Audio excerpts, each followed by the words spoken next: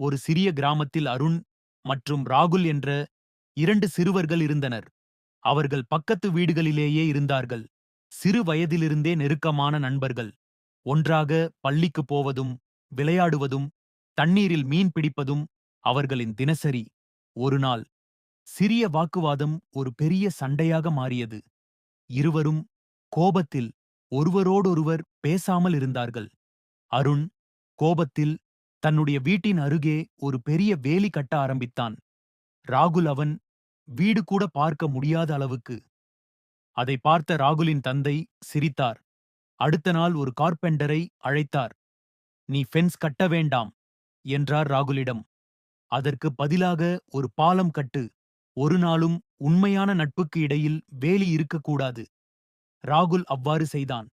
அருண் அதை பார்த்ததும் கண்கள் கலங்கின. அவன் ஓடி வந்து ராகுலை கட்டிப்பிடித்தான். "நாம் மாறிவிட்டோமா என்ன?" என்றான்.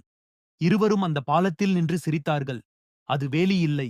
ஆனால் இரு மனங்களை இணைக்கும் ஒரு நட்பு பாலம்.